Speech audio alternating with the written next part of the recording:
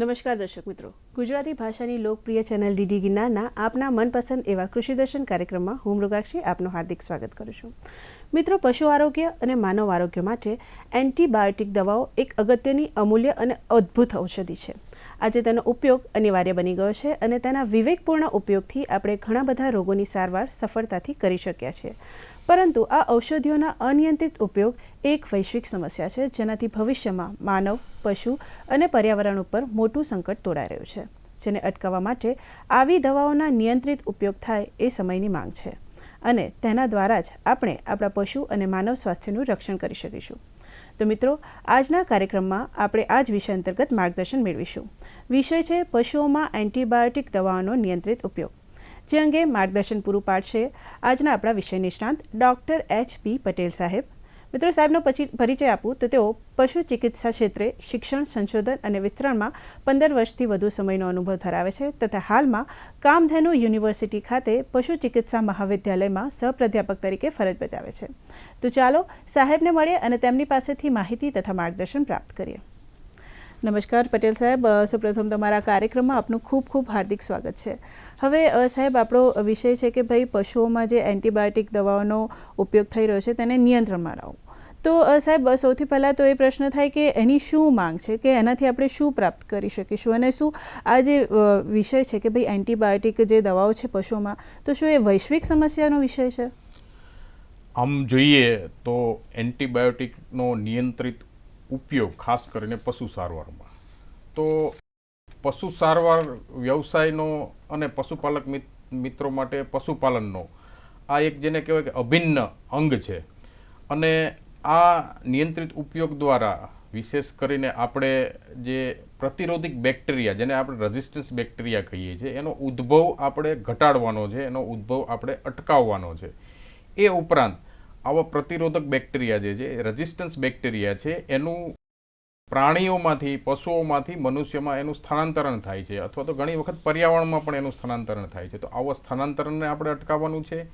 એ ઉપરાંત સૌથી અગત્યની વાત જે છે કે આપણી પાસે અત્યારે ઉપલબ્ધ એન્ટીબાયોટિક દવા છે, એની ઉપચારાત્મક ક્ષમતા, એટલે કે એની રોગની સારવારમાં જે અસરકારકતા છે એનો મહત્તમ ઉપયોગ કરવો અને એ અસરકારકતા છે, ઉપચારક ક્ષમતા જે છે એને લાંબા સમય સુધી આપણે જાળવી શકીએ, એ મુખ્ય આપણે જેને કહીએ કે આ બધી બાબતો માટે એન્ટીબાયોટિકનો જે નિયંત્રિત ઉપયોગ છે પશુ સારવારમાં એ ખૂબ અગત્યનો છે. બીજું આપણે જોઈએ કે મનુષ્ય, પ્રાણી, પશુ અને પર્યાવરણ એની સુરક્ષા અને સલામતી માટે પણ એન્ટીબાયોટિકનો નિયંત્રિત ઉપયોગ થાય એ ખૂબ જરૂર છે, એ ખૂબ આવશ્યક છે. અને આના માટે આપણે અમુક લક્ષ્યાંકો જેને કહીએ કે મનમાં રાખી અને ચાલવું પડશે અને આ લક્ષ્યાંકો સિદ્ધ કરવા માટે એક અભિયાન સ્વરૂપે આપણે સૌએ ભેગા મળીને કામ કરવું પડશે. તો સૌથી પ્રથમ જે લક્ષ્યાંક જે છે, તો આવી એન્ટીબાયોટિક દવાઓ છે, આવી એન્ટીબાયોટિક ઔષધિઓ છે, જેમ બેને કહ્યું એમ કે ભાઈ અમૂલ્ય અદ્ભુત ઔષધિઓ છે. એને અમૂલ્ય એટલા માટે કહેવામાં આવે છે કે આપણને અત્યારે બેક્ટેરિયાથી અથવા તો જીવાણુથી કોઈ પણ રોગ થાય તો આપણે જીવન રક્ષક દવા તરીકે એનો ઉપયોગ કરીએ છીએ. તો આવી દવાનો ઉપયોગ છે એને આપણે તર્કસંગત બનાવવાનો છે. તર્કસંગત ઉપયોગ એટલે કે જે આપણે અત્યારે પશુ સારવારમાં ઘણી વખત એવું આપણને જાણવા મળે છે કે એન્ટીબાયોટિક દવાનો ઉપયોગ છે આડેધડ થાય છે અથવા તો બેજવાબદારીપૂર્વક થાય છે. તો એને આપણે અટકાવવાનો છે અને આ તર્કસંગત ઉપયોગથી આપણે જે એન્ટીબાયોટિક દવાઓ છે એની ઉપચારક ક્ષમતાને આપણે લાંબા સમય સુધી જાળવવાની છે. બીજું આપણે વિચારીએ કે જે પશુ સારવાર અથવા તો પશુનું જે આરોગ્ય છે એનું સ્વાસ્થ્ય જળવાય એ આપણી નૈતિક જવાબદારી છે. દરેક પ્રકારના પશુ, પ્રાણી, પંખી અને પર્યાવરણમાં જે કંઈ સજીવો છે એનું સ્વાસ્થ્યની જાળવણી એ આપણી નૈતિક જવાબદારી છે. એ નૈતિક જવાબદારી નિભાવવા માટે એ ઉપરાંત પશુપાલનનું આપણે આર્થિક પાસું વિચારીએ તો આપણું જે જાનવર છે, દુધાળુ જાનવર છે, ગાય હોય કે ભેંસ હોય, તો એ ક્યારે વધારે દૂધ ઉત્પાદન આપશે કે એ સ્વસ્થ હશે, એનું આરોગ્ય ખૂબ સારું હશે, ત્યારે આપણને પૂરતા પ્રમાણમાં એની ઉત્પાદન ક્ષમતા પ્રમાણે આપણને દૂધનું ઉત્પાદન મળશે. જો આવું પશુ બીમાર પડશે અથવા એના આરોગ્ય ઉપર અવળી અસર પડશે તો દૂધનું ઉત્પાદન ઘટી જશે, એટલે આપણને આર્થિક રૂપે પણ એ નુકસાન કરશે. તો આર્થિક પાસાને ધ્યાને લઈને પણ આપણે આ એન્ટીબાયોટિકનો નિયંત્રિત ઉપયોગ કરવો એ ખૂબ જરૂરી છે. ત્રીજી વાત કરીએ તો એન્ટીબાયોટિકની જે રેઝિસ્ટન્સ બેક્ટેરિયા છે એનો ઉદ્ભવ ઘટાડવાનો છે, એને અટકાવવાનું છે, એનો જે પ્રસાર છે, ઘણી વખત પ્રાણીઓમાં આવા રેઝિસ્ટન્સ બેક્ટેરિયાનો ઉદ્ભવ થાય તો એ પ્રાણીઓમાંથી ઘણી વખત મનુષ્યમાં ફેલાતા હોય છે અને મનુષ્યમાં જ્યારે આ રોગ થાય છે ત્યારે આપણી પાસે ઉપલબ્ધ એન્ટીબાયોટિકની સારવાર જ્યારે કરીએ છીએ ત્યારે આપણને એનું પરિણામ નથી મળતું. તો આ ઘટનાને પણ આપણે અટકાવો એવો પણ એક આપણો લક્ષ્યાંક છે. એ ઉપરાંત આપણે એવું કહી શકીએ એમ કે ભાઈ પશુ દ્વારા જે ખાદ્ય પેદાશોનું નિર્માણ થાય છે, જેમ કે ગાય કે ભેંસ છે તો એમાંથી આપણે દૂધ બનાવીએ છીએ, દૂધની અલગ અલગ બનાવટો આપણે બનાવીએ છીએ, દહીં છે, શ્રીખંડ છે, આઈસ્ક્રીમ છે. તો એમાં આવી એન્ટીબાયોટિક દવાઓની અવશેષો છે એનું પ્રમાણ આપણે નિયંત્રણ કરવાનું છે, જેથી કરીને આવી ખાદ્ય પેદાશોનો ઉપભોક્તા જે છે, કન્ઝ્યુમર જેને કહે છે, ગ્રાહક છે, એના આરોગ્ય પર થતી અવળી અસર પણ આપણે બચાવી શકીએ. તો આમ એન્ટીબાયોટિકના નિયંત્રિત ઉપયોગથી જેને કહીએ કે ઘણા બધા લક્ષ્યાંકો આપણે સિદ્ધ કરવાના છે ને આપણે સૌથી બધા સાથે મળીને એને સિદ્ધ કરવાનું છે ને એની અગત્યતા છે એ આપણે સૃષ્ટિના સંવર્ધન માટે, સૃષ્ટિના આરોગ્ય માટે, સૃષ્ટિ એટલે જેને કહીએ કે મનુષ્ય છે, પ્રાણી છે, પશુ પંખી છે અને પર્યાવરણ છે, એની સલામતી અને સુરક્ષા માટે એનો નિયંત્રિત ઉપયોગ થાય એ ખૂબ ઈચ્છનીય છે અને અત્યારના સમયની એ માગ છે. જી બિલકુલ. સાહેબ, એ ખૂબ જ સરસ અત્યારે આપણને જાણકારી આપી કે ભાઈ આ એન્ટીબાયોટિક દવાનો નિયંત્રિત ઉપયોગ એટલે શું. તો દર્શક મિત્રો, પશુઓમાં એન્ટીબાયોટિક દવાના નિયંત્રિત ઉપયોગ વિશે હજી પણ ઘણી બધી એવી માહિતી છે જે મેળવવાની બાકી છે, પરંતુ હાલમાં અત્યારે સમય થઈ ગયો છે એક નાનકડા વિરામનો, તો લઈએ એક વિરામ.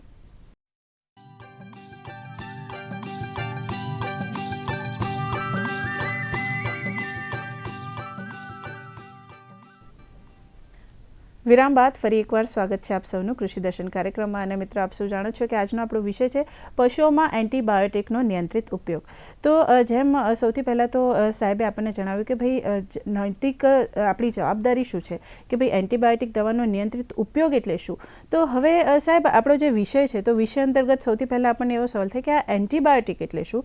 અને સૌથી પહેલાં જો એન્ટીબાયોટિકની વાત કરતા હોઈએ આપણે, તો એન્ટીબાયોટિક દવાના નિયંત્રિત ઉપયોગ જે છે તો એની જવાબદારી કોને લેવાની, કે ભાઈ પશુઓના માલિકે લેવાની કે કોના ઉપર એની જવાબદારી આવે. અને બીજો પ્રશ્ન એ થાય કે ભાઈ આ લક્ષ્યાંક જે છે એ સિદ્ધ કરવા માટે કોણ કોણ જે છે એ જવાબદારીપૂર્વક કામ કરી શકે છે. હવે શરૂઆતમાં જ આપણે બેનશ્રીએ કીધું એમ કે ભાઈ આ સમસ્યા છે વૈશ્વિક છે, એટલે જેને આપણે ગ્લોબલ કહીએ છીએ. તો આ સમસ્યાનું નિરાકરણ કરવા માટે માત્ર પશુપાલક કે માત્ર પશુ ચિકિત્સક કે સમાજનો કોઈ વ્યક્તિ છે એનું કામ કરવાથી આ જે આપણો ધ્યેય છે સિદ્ધ નહીં થાય. તો આમાં ઘણા બધા સમૂહો છે, ઘણા બધા વ્યવસાયિકો છે, એ બધાને આપણે સાથે જોડવા પડે છે. એમાં વિશેષ કરીને આપણે ઉલ્લેખ કરીએ તો જે એન્ટીબાયોટિક દવાના ઉત્પાદન સાથે સંકળાયેલ છે એવો વેટરનરી ફાર્માસ્યુટિકલ ઉદ્યોગો, આ દવાના જે વિતરણ કરે છે એવા વિક્રેતાઓ, આ દવાનો જે ઉપયોગ કરે છે એવા પશુ ચિકિત્સકો અને જેને ઉપયોગની જરૂર છે એવા પશુપાલકો, એ ઉપરાંત આ એન્ટીબાયોટિક દવાઓના નિયમન માટે જે કાયદાઓ બનાવે છે, જે નીતિઓનું નિર્માણ કરે છે, આવા કાયદાઓ, નિયમો અને રૂલ્સ રેગ્યુલેશનનું જે અમલીકરણ કરે છે એવી બધી સંસ્થાઓ, એ ઉપરાંત ઘણી બધી સહકારી સંસ્થાઓ, પર્યાવરણ રક્ષણ માટે જે સંસ્થાઓ કામ કરે છે, આ બધા ભેગા મળી અને આપણે એન્ટીબાયોટિકનો નિયંત્રિત ઉપયોગ છે એને એક અભિયાન સ્વરૂપે આપણે લઈશું તો ત્યારે આપણા જે ધ્યેય છે, લક્ષ્યાંકો છે, એ સિદ્ધ થઈ શકશે. વિશેષ કરીને આ બાબતે જેને કહીએ કે વૈશ્વિક આરોગ્ય સંસ્થા, જેને આપણે WHO કહીએ છીએ, વર્લ્ડ હેલ્થ ઓર્ગેનાઇઝેશન કહીએ છીએ, એણે પણ એક ગ્લોબલ એક્શન પ્લાન એટલે કે વૈશ્વિક કાર્ય યોજના બનાવી છે. તો આ કાર્ય યોજનામાં મુખ્ય જેને કહીએ કે 5 મુદ્દાનો સમાવેશ થાય છે. આ 5 મુદ્દા વિશે આપણે થોડી ચર્ચા કરશું એટલે આપણને ખ્યાલ આવશે કે આપણો રોલ અથવા તો આપણું દાયિત્વ શું છે, દરેક વ્યક્તિનું દાયિત્વ શું છે. મેં તમને જેમ કીધું એમ કે ભાઈ ઉત્પાદક કરતી ફાર્માસ્યુટિકલ કંપનીઓ છે, પછી દવાનું વેચાણ કરતી વિક્રેતાઓ છે, એ ઉપરાંત પશુ ચિકિત્સકો છે, એ ઉપરાંત પશુપાલકો છે, પશુ આહારનું ઉત્પાદન કરતા ઉત્પાદક કંપનીઓ છે. આ બધાનું વિવિધ સ્તરે એમના સ્તરે એમનું દાયિત્વ શું છે એ સમજવા માટે આપણે આ કાર્ય યોજનાને સમજવી પડશે.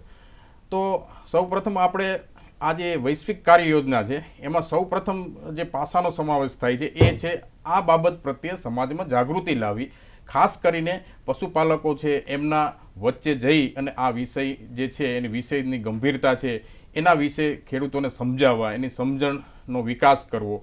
એ ઉપરાંત જેને કહીએ કે સમાજને, પશુ ચિકિત્સકને, પશુપાલકોને અને અન્ય જે સંસ્થાઓ છે એને આ બાબત પ્રત્યે, આ સમસ્યા પ્રત્યે સંવેદનશીલ બનાવવા. તો આ એ સૌથી મોટો આયામ છે કાર્ય યોજનાનો. બીજો જે આયામ છે એમાં જેમ કહીએ કે ભાઈ એ સંશોધન. તો એન્ટીબાયોટિકના જે નિયંત્રિત ઉપયોગ છે એના માટેનું સર્વેક્ષણ થાય, એના ઉપર સંશોધન થાય અને આવા સંશોધન અને સર્વેક્ષણ દ્વારા આપણી પાસે હયાત જે જ્ઞાન છે, હયાત જે ટેકનોલોજી છે એમાં વૃદ્ધિ થાય, એ ટેકનોલોજી સઘન બને, એ ટેકનોલોજી ઘનિષ્ઠ બને અને એ માહિતી, ઘનિષ્ઠ માહિતીનો ઉપયોગ કરી અને આપણા જે ધ્યેય છે એને આપણે સિદ્ધ કરી શકીએ. ત્રીજો જે આયામ છે એ સૌથી અગત્યનો આયામ છે કે નિયંત્રિત ઉપયોગ, એટલે બને તેટલો ઉપયોગ આપણે ઓછો કરવાનો છે, જ્યાં જરૂર હોય ત્યાં જ ઉપયોગ કરવાનો છે.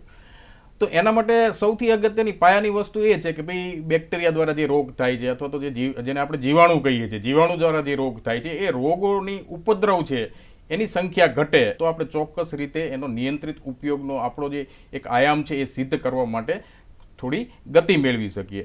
ચોથો જે એક આયામ જે છે, જે વૈશ્વિક કાર્ય યોજનામાં આપણે એને સમાવેશ કર્યો છે, તો એમાં એક આયામ એવો છે એમ કે ભાઈ અત્યારે ઉપલબ્ધ એન્ટીબાયોટિક જે દવા છે એનો ઉપયોગ છે એને આપણે આદર્શ બનાવીએ, વૈજ્ઞાનિક નોલેજથી, વૈજ્ઞાનિક ઇન્ફોર્મેશનથી, તેમજ પશુ ચિકિત્સક, પશુપાલક અને પશુ દવાના નિર્માતાઓ છે એના બધાના સાથ સહકાર અને સહયોગ અને સંપર્કથી અત્યારે ઉપલબ્ધ જે એન્ટીબાયોટિક દવા છે એનો ઉપયોગ આદર્શ રીતે થાય એના માટેના આપણે સૂચનો છે એ મેળવીએ અને એની જે માહિતી છે એ આપણે માહિતીનું જેને કહીએ સર્જન કરીએ અને આ માહિતી છે એ જે છેવાડાના ઉપયોગ કરવાવાળા જે છે, એન્ટીબાયોટિક ઉપયોગ કરવાવાળા ખેડૂતો છે એમના સુધી પહોંચાડીએ, એ પણ એક અગત્યનો આયામ છે.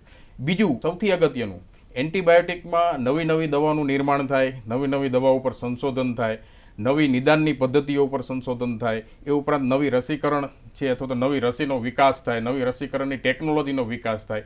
તો આ સંશોધન ક્ષેત્ર માટે વધારે નાણાં મળી રહે એવું આયોજન કરવાનો પણ આ કાર્ય યોજનામાં સમાવેશ કરેલ છે. તો આમ કુલ મળીને એન્ટીબાયોટિકના નિયંત્રિત ઉપયોગ માટે જે વૈશ્વિક કાર્ય યોજના છે એના દ્વારા આપણે એટલું સિદ્ધ કરવાનું છે કે હાલમાં જે ઉપલબ્ધ એન્ટીબાયોટિક છે એની કાર્યક્ષમતા લાંબા સમય સુધી જળવાઈ રહે અને માનવજાત અને પશુજાતને રોગોમાંથી જેમ અત્યારે આપણને મુક્તિ મળે છે એમ મુક્તિ મળતી રહે અને પર્યાવરણની સુરક્ષા છે એ જળવાઈ રહે, એવો આપણો આ હેતુ છે. બરાબર છે. હવે સાહેબ, જેમ હમણાં મેં તમને પૂછ્યું હતું કે ભાઈ સૌપ્રથમ અમારા જે દર્શક મિત્રો છે તો એમને જણાવો કે આ એન્ટીબાયોટિક એટલે શું, તો એના વિશે શું કહેશો સાહેબ આપ? હવે બહુ સીધું અને સારી રીતે આપણે સમજવું હોય તો એન્ટીબાયોટિક શબ્દને આપણે પકડી લઈએ કે ભાઈ એમાં બે શબ્દો આપણને દેખાય છે, એન્ટી અને બાયોટિક. તો એન્ટી એટલે વિરોધી અને બાયોટિક એટલે જીવન. એટલે જે જીવન વિરોધી છે તો આપણને પ્રશ્ન થાય એમ કે ભાઈ જીવન વિરોધી એટલે શું? તો આ જે એન્ટીબાયોટિક દવાઓ છે એ જેને કહેવાય એક પ્રકારના સૂક્ષ્મ જીવાણુ દ્વારા જ એનું ઉત્પાદન થાય છે, એના દ્વારા જ નિર્માણ થાય છે અને બહુ સૂક્ષ્મ માત્રામાં, એટલે ખૂબ ઓછા પ્રમાણમાં, માઇક્રોગ્રામ કરતાં પણ ઓછા પ્રમાણમાં આ એન્ટીબાયોટિક દવાઓ છે એ બીજી પ્રજાતિના જીવાણુ અથવા બીજી પ્રજાતિના બેક્ટેરિયાનો વિકાસ અટકાવે છે અથવા વૃદ્ધિ અટકાવે છે, અથવા એમ કહી શકીએ કે એનો સમૂળગો એને મારી નાખે છે, એનો સમૂળગો નાશ કરે છે. તો આવા જે કંઈ પદાર્થો છે એને આપણે એન્ટીબાયોટિક કહી શકીએ છીએ. હવે આ એન્ટીબાયોટિક જે છે એને આમ ઘણી વખત એવું થાય એમ કે ભાઈ બેક્ટેરિયા દ્વારા અથવા તો ફૂગ દ્વારા એનું નિર્માણ થતું હોય છે, પણ ઘણી વખત સંશોધનને લીધે અને વિજ્ઞાનની પ્રગતિને લીધે આવી દવાઓ આપણે લેબોરેટરીમાં રાસાયણિક પ્રક્રિયા દ્વારા સંશ્લેષિત એટલે કે સિન્થેસિસ પણ કરી શકીએ છીએ. એટલે અત્યારે આપણી પાસે જે ઉપલબ્ધ એન્ટીબાયોટિક છે એ કુદરતી રીતે નિર્માણ પામે છે અથવા એ રાસાયણિક પ્રક્રિયા દ્વારા સિન્થેટિક અથવા તો સંશ્લેષણ દ્વારા નિર્માણ પામે છે. એટલે કુદરતી એન્ટીબાયોટિક અને સિન્થેટિક એન્ટીબાયોટિક એમ આપણે એને બે ભાગમાં વિભાજિત કરી શકીએ. બરાબર છે. હવે સાહેબ, આપે જેમ જણાવ્યું કે ભાઈ આ જે ઔષધો છે કે એન્ટીબાયોટિક છે તો એનો જે ઉપયોગ જે છે તો એનો ઉપયોગ ખાસ કરીને જીવાણુ કે બેક્ટેરિયાથી થતા રોગોની સારવાર માટે કરવામાં આવે છે. તો આ જીવાણુ અને બેક્ટેરિયા વિશે થોડી સમજણ આપશો? બેક્ટેરિયા આમ કહીએ તો એનું જે વિભાજન છે એ સૂક્ષ્મ જીવ તરીકે થાય છે. સૂક્ષ્મ જીવ એટલે આપણે આંખે દેખી શકતા નથી, એને જોવા માટે આપણે માઇક્રોસ્કોપની જરૂર પડે છે. દરેક પશુપાલકને ખબર છે કે આપણે જ્યારે જાનવર બીમાર પડે ત્યારે લોહીનું સેમ્પલ લઈને જઈએ છીએ ત્યારે એ લેબોરેટરીમાં માઇક્રોસ્કોપ હોય છે અને એમાં આપણા નમૂનાનું પરીક્ષણ થાય છે. એટલે એને સૂક્ષ્મ જીવાણુ તરીકે આપણે એનું વિભાજન કરીએ છીએ અને એ એક કોષીય સજીવ છે અને એમાં જેને કહેવાય કે કોષ કેન્દ્ર હોતું નથી. હવે આ જે સૂક્ષ્મ જીવાણુ જે બેક્ટેરિયા છે એ પરોપજીવી હોય છે. પરોપજીવી એટલે પોતાના જીવન ગુજારવા માટે બીજા ઉપર આધારિત રાખે છે. એટલે એ માનવ શરીરમાં, પ્રાણીના શરીરમાં અથવા પર્યાવરણમાં એ બીજાના રિસોર્સિસ અથવા તો બીજાનો ખોરાક છે એ ઉપયોગ કરી અને પોતાનું જીવન ગુજારે છે. વિશેષ કરીને આવા જે બેક્ટેરિયા કે જીવાણુ જે હોય છે જેને કહીએ કે ભાઈ સડેલા ફળો હોય છે, પછી જેને કહેવાય કે વાસી ખોરાક હોય છે, એમાં આવા જીવાણુનું પ્રમાણ વિશેષ પ્રમાણમાં હોય છે. વાતાવરણમાં જે જીવાણુઓ હોય છે, ખાસ કરીને ખોરાકમાં હોય અથવા તો હવામાં હોય અથવા તો પાણીમાં હોય, તો એ હવા પાણીના ખોરાક માટે વડે એ મનુષ્યના અથવા તો પશુના શરીરમાં દાખલ થાય છે. હવે ઘણી વખત આપણને પ્રશ્ન એવો થાય એમ કે ભાઈ બેક્ટેરિયાને આપણે મારી નાખો, પણ ઘણા બધા બેક્ટેરિયા આપણા જીવન માટે ઉપયોગી પણ હોય છે. જેમ કે આપણા પાચન તંત્રમાં અસંખ્ય બેક્ટેરિયાઓ છે, તો એ આપણા ખોરાકના પાચનમાં આપણને મદદરૂપ કરે છે. પણ ઘણા બધા બેક્ટેરિયા એવા છે કે જે નુકસાન કરતા છે. જેમ કે આપણે એમ કહીએ કે ભાઈ ગળસુંઢાનો રોગ છે, તો આ ગળસુંઢાનો રોગ કરવા માટે જે બેક્ટેરિયા છે એને આપણે પાસ્ચુરેલા તરીકે ઓળખીએ છીએ. એ બેક્ટેરિયાની જે સંખ્યા આપણા શરીરમાં કરતાં એમ કહીએ કે પશુના શરીરમાં જો એ સંખ્યા વધી જાય તો ગળસુંઢાનો રોગ થાય છે. એટલે હાનિકારક બેક્ટેરિયા પણ છે અને ફાયદાકારક બેક્ટેરિયા પણ છે. અને આ જે બેક્ટેરિયા છે એને આપણે એવું કહી શકીએ કે ભાઈ યત્ર તત્ર સર્વત્ર, એટલે આખા વિશ્વમાં દરેક જગ્યાએ એ ફેલાયેલા છે. જી, માફ કરજો સાહેબ, આપને અહીંયા અટકાવું છું. આપણે જે જીવાણુ અને બેક્ટેરિયા વિશે માર્ગદર્શન મેળવી રહ્યા હતા એ ચોક્કસથી મેળવીશું, પરંતુ અહીંયા કૃષિ દર્શન કાર્યક્રમમાં સમય થઈ ગયો છે એક નાનકડા વિરામનો. લઈએ એક વિરામ.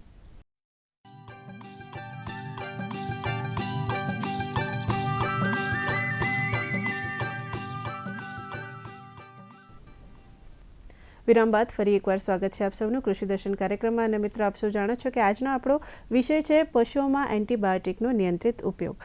તો જેમ વિરામ પહેલાં સાહેબ આપણને જણાવી રહ્યા હતા કે ભાઈ બેક્ટેરિયા એટલે શું. અમુક જે જીવાણુ કે બેક્ટેરિયા છે જે આપણા માટે જરૂરી છે, પરંતુ અમુક જે છે એ જો જરૂર કરતાં વધારે થઈ જાય તો રોગ ફેલાઈ શકે છે. તો સાહેબ, આપ જણાવી રહ્યા હતા એવા બેક્ટેરિયા અને જીવાણુ વિશે, તો એના વિશે આગળ વધુ માર્ગદર્શન આપશો? એટલે બેક્ટેરિયામાં મેં જેમ કીધું એમ કે ભાઈ રોગ ઉત્પન્ન કરતા જે જીવાણુઓ છે એને આપણે એન્ટીબાયોટિકના ઉપયોગ વડે એનો નાશ કરવાનો છે અથવા તો એને દૂર કરવાના છે અથવા તો એનો વૃદ્ધિ વિકાસ અટકાવવાનો છે. પરંતુ જ્યારે એન્ટીબાયોટિકનો અનિયંત્રિત ઉપયોગ કરીએ તો ઘણી વખત એવું પણ બને છે કે જે લાભ કરતા બેક્ટેરિયા હોય છે એ પણ એની સાથે નાશ પામે છે અને ઘણી એની આડઅસર આપણને જોવા મળતી હોય છે. તો આમ કરીએ તો બેક્ટેરિયા જેમ કહેવાય કે યુનિવર્સલ, એટલે કે યત્ર તત્ર સર્વત્ર છે, આપણા શરીરના આંતરડામાંથી લઈને પૃથ્વીના પોપડા સુધી ફેલાયેલા છે. અને એક સંશોધન તો એવું કહે છે કે આ બેક્ટેરિયા, દુનિયામાં બેક્ટેરિયાની સંખ્યા અંદાજે 5 પછી 30 મીંડા મૂકો એટલી થાય છે એમ. તો આ બેક્ટેરિયાનું જેને કહેવાય કે સર્વવ્યાપી જેને કહેવાય કે એનું અસ્તિત્વ છે. બરાબર.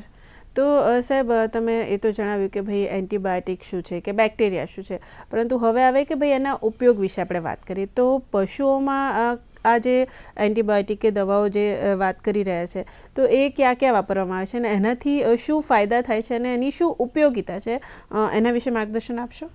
તો જેમ આપણે ચર્ચા કરીએ એમ કે ભાઈ એન્ટીબાયોટિકના ઉપયોગ શું છે અને એના ફાયદા શું છે, તો આપણને બધાને ખ્યાલ છે કે ભાઈ આપણને શરદી થાય, ઉધરસ થાય છે, તાવ આવે છે, તો આ બધા રોગો માટે જવાબદાર સૂક્ષ્મ જીવાણુ એટલે બેક્ટેરિયા હોય છે. એવી જ રીતે પશુના શરીરમાં પણ ઘણા બધા પ્રકારના રોગ થાય છે. આપણે પશુપાલક મિત્રોને ખ્યાલ છે, એ ખૂબ અનુભવી છે અને એમને ઘણી વખત આવા બધા રોગો જોવા પણ મળતા હોય છે. વિશેષ કરીને ગળસુંડો છે, કાળિયો તાવ છે, ગાંઠિયો તાવ છે, ચેપી ગર્ભપાત છે, લેપ્ટોસ્પાયરા છે, એ ઉપરાંત જેને કંઈ ગર્ભાશયનો સોજો છે, બાવલાનો સોજો એટલે કે મસ્ટાઇટિસ છે. તો આવા બધા જે રોગો જે થાય છે એમાં અલગ અલગ પ્રકારના બેક્ટેરિયા એના માટે જવાબદાર હોય છે. તો એન્ટીબાયોટિકનો ઉપયોગ આ રોગોની સારવાર માટે વિશેષ પ્રમાણે આપણે કરીએ છીએ. અને એક વસ્તુ એ પણ છે એમ કે જ્યારે એન્ટીબાયોટિક નથી, એટલે કે 1928 પહેલાં એન્ટીબાયોટિકની શોધ નથી થઈ. પ્રથમ એન્ટીબાયોટિકની શોધ 1928માં પેનિસિલિનની થઈ હતી. એની પહેલાં નાનો એવડો ચેપ થયો હોય અથવા નાનો એવડો ઘા વાગ્યો હોય તો પણ આપણને એનો જે ચેપ હતો એની સારવાર માટે આપણી પાસે વિકલ્પો નહોતા. ઇવન એવું પણ કહી શકીએ કે નાનો એવડું છરી કે ચપ્પુ આપણને હાથમાં વાગ્યું હોય તો ઘણી વખત હાથ કપાવવાની પણ નોબત આવતી. પણ 1928માં પેનિસિલિનની શોધ થઈ ત્યારબાદ આપણે ચેપી રોગના ઇન્ફેક્શન અથવા તો ચેપી રોગ છે એના ઇન્ફેક્શન છે એના ઉપર કાબૂ મેળવી શકીએ છીએ. એની સારવાર આપણે ખૂબ સફળતા રીતે કરી શકીએ છીએ. તો એન્ટીબાયોટિકનો આ ઉપયોગ છે. રોગ ઉપરાંત ઘણી વખત આપણે જાનવરોને ઓપરેશન કરાવતા હોઈએ છીએ, સિઝેરિયન સેક્શન જેને કહીએ છીએ, બચ્ચું આપણે ઉપરથી લેવું પડતું હોય છે. ઘણી વખત એને રૂમેનોટોમી એટલે કે પેટમાં કોઈ લોખંડ હોય તો એને હોજરીને કાપીને પણ એ લોખંડ દૂર કરતા હોય છે. તો આવા ઓપરેશન પહેલાં અને ઓપરેશન પછી ચેપનો ફેલાવો ન થાય, ચેપનું અટકાવ અને નિયંત્રણ માટે પણ આવી એન્ટીબાયોટિક દવાઓ છે એ આપણે ઉપયોગ કરતા હોઈએ છીએ. હવે આ એન્ટીબાયોટિક દવાઓના ઉપયોગ કરવાથી આપણને ફાયદા શું થયા? તો એક તો આપણે જેમ ચર્ચા કરી એ પ્રમાણે કે ભાઈ ચેપી રોગ છે એના ઉપર આપણે નિયંત્રણ કરી શકીએ. બીજું છે કે ભાઈ આપણો જે હોસ્પિટલનો જે સમય છે એને આપણે ઘટાડી શકીએ. અને ત્રીજું, મનુષ્યોમાં અને પશુઓમાં ઘણા બધા રોગોથી જે મૃત્યુદર હતો એને આપણે મહદ અંશે ખૂબ નીચો લાવી શક્યા છીએ. તો આ એન્ટીબાયોટિકનો ઉપયોગ છે, આ એન્ટીબાયોટિકના ફાયદા છે, એટલા માટે આપણે એને અદ્ભુત અને અમૂલ્ય ઔષધિ કહીએ છીએ. અને એને અમૂલ્યતા છે એ લાંબા સમય સુધી જળવાઈ રહે એના માટે આપણે નિયંત્રિત એન્ટીબાયોટિકનો ઉપયોગ કરવો જોઈએ અને એના માટે આપણે સૌએ પ્રયાસ કરવા જોઈએ. બરાબર છે સાહેબ, ખૂબ જ સારી વાત કરી કે ભાઈ નિયંત્રિત એન્ટીબાયોટિક દવાનો ઉપયોગ કરવો જોઈએ. હવે એ વાત જણાવો કે ભાઈ આ જે દવાઓ છે તો એનો જો અનિયંત્રિત ઉપયોગ થાય તો શું સમસ્યાઓ આવી શકે છે, અને આ જે બધી સમસ્યાઓ છે તો જો એનો નિયંત્રિત ઉપયોગ કરીએ દવાઓનો, એન્ટીબાયોટિકનો, તો શું એના વડે તે હલ થઈ શકે ખરી? નિયંત્રિત ઉપયોગ દ્વારા ઘણી બધી સમસ્યાઓનો હલ થઈ શકે. એની પહેલાં આપણે અનિયંત્રિત ઉપયોગ થાય તો આપણું ભવિષ્ય કેટલું ધૂંધળું છે એના વિશે થોડા 2-4 ટોપિક છે એની ચર્ચા કરીએ. તો સૌથી મોટું સંકટ જે છે, સૌથી મોટી સમસ્યા જે છે, જે અનિયંત્રિત ઉપયોગ સાથે સંકળાયેલી છે, એ છે એન્ટીબાયોટિક રેઝિસ્ટન્સ, એટલે દવા પ્રતિરોધક બેક્ટેરિયાનો ઉદ્ભવ. હવે હમણાં આપણે જેમ કીધું એમ કે ભાઈ રોગ થાય અને આપણે એન્ટીબાયોટિકની ગોળી લઈએ એટલે આપણે સાજા થઈ જઈએ છીએ અને આપણે આપણા કામ વળગીએ છીએ. એવી જ રીતે જાનવરોમાં પણ કોઈ પણ રોગ થાય તો એને આપણે દવા કરાવે એટલે જાનવર સાજું થઈ જાય છે અને એને આપણને દૂધ આપતું થઈ જાય છે. પણ જો રોગ ઉત્પન્ન કરતા બેક્ટેરિયા કે જીવાણુ છે એ પ્રતિરોધક બની જાય, એટલે કે એના ઉપર એન્ટીબાયોટિકની કોઈ અસર થતી નથી, તો આવી એન્ટીબાયોટિકની સારવાર તમે ઇન્જેક્શન લેશો કે ટેબ્લેટ લેશો તો એની કોઈ રોગના બેક્ટેરિયા કે જીવાણુ પર અસર થતી નથી અને રોગની સારવાર છે એ નિષ્ફળ જાય છે. રોગની સારવાર નિષ્ફળ જાય તો આપણું જાનવર છે એ સાજું ન થાય, સાજું ન થાય તો આપણને દૂધ ઉત્પાદન જે જોતું હોય એ પ્રમાણે મળે નહીં, અને મળે નહીં એટલે આપણને પશુપાલનના વ્યવસાયમાં નફો કે ખોટ જાય અને ઘણી વખત કિંમતી જાનવર ખોવાનો પણ વારો આવતો હોય છે. તો આ એક પહેલું સંકટ છે.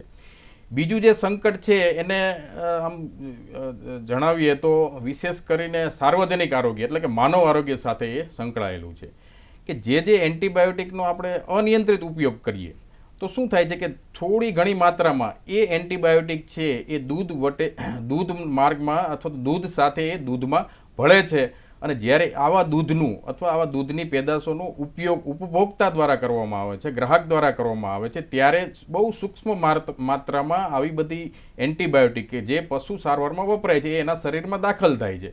એના શરીરમાં દાખલ થયા પછી એ ધીમે ધીમે એના શરીરમાં જે બેક્ટેરિયા હોય છે એ પણ પ્રતિરોધક ક્ષમતા ધરાવતા થઈ જાય છે. હવે જ્યારે મનુષ્ય જ્યારે બીમાર પડે છે, માણસ જ્યારે બીમાર પડે છે ત્યારે આપણે એન્ટીબાયોટિક આપીએ તો એ બેક્ટેરિયા છે એ પ્રતિરોધક ક્ષમતા ધરાવતા થઈ જાય છે, એટલે આપણી એન્ટીબાયોટિકની સારવાર છે એ સફળ નથી થતી અથવા તો આપણી એન્ટીબાયોટિકની સારવારનું આપણને પરિણામ નથી મળતું. તો આ એક બીજું જેને કહેવાય કે બીજી એક સમસ્યા છે. ત્રીજી એક અગત્યની વાત એ છે કે આવી એન્ટીબાયોટિકના અવશેષો જો દૂધમાં હોય, ધારો કે આપણે એક ઉદાહરણ લઈએ કે ભાઈ પેનિસિલિન છે તો પેનિસિલિનના અવશેષો જો દૂધમાં હોય અને એવું દૂધ આપણે ઉપયોગ કરીએ તો આપણને એલર્જી થવાની શક્યતા છે. એવી રીતે ઓક્સીટેટ્રાસાયક્લિન એક પ્રકારની એન્ટીબાયોટિક છે અને પશુ સારવારમાં ખૂબ વિશેષ પ્રમાણમાં વપરાય છે. તો આવી ઓક્સીટેટ્રાસાયક્લિન દવાના અવશેષો દૂધમાં હોય અને આવા દૂધનો ઉપયોગ જો બાળકો દ્વારા કરવામાં આવે તો એના દાંત અને હાડકાં છે એના બંધારણમાં ફેરફાર થઈ શકે છે. તો આવા બધા ઘણા બધા ઉદાહરણો છે. ફ્લુરોક્વિનોલોન્સ ગ્રુપની જે એન્ટીબાયોટિક છે એના અવશેષો છે. માફ કરજો સાહેબ, હું આપને અહીંયા અટકાવી રહી છું. હજી પણ ઘણી બધી એવી માહિતી છે જે આપની પાસેથી મેળવવાની બાકી છે, ખાસ કરીને પશુઓમાં એન્ટીબાયોટિકના નિયંત્રિત ઉપયોગ વિશે, પરંતુ આપણા કાર્યક્રમની એક સમય મર્યાદા છે. તો સાહેબ, આપ અમારા કાર્યક્રમ સાથે જોડાયા, અમારા સ્ટુડિયોમાં આવ્યા અને અમારા દર્શક મિત્રોને આટલી ઉપયોગી માહિતી પૂરી પાડી એ બદલ આપનો ખૂબ ખૂબ આભાર સાહેબ. તો દર્શક મિત્રો, આશા રાખીએ કે આપને અમારો આજનો કાર્યક્રમ પસંદ આવ્યો હશે. આપને મળેલ માહિતીનો ભરપૂર ઉપયોગ કરીને આપના વ્યવસાયમાં સફળ થાવ તેવી આશા સાથે ફરી મળીએ. ત્યાં સુધી રજા આપશો. નમસ્કાર.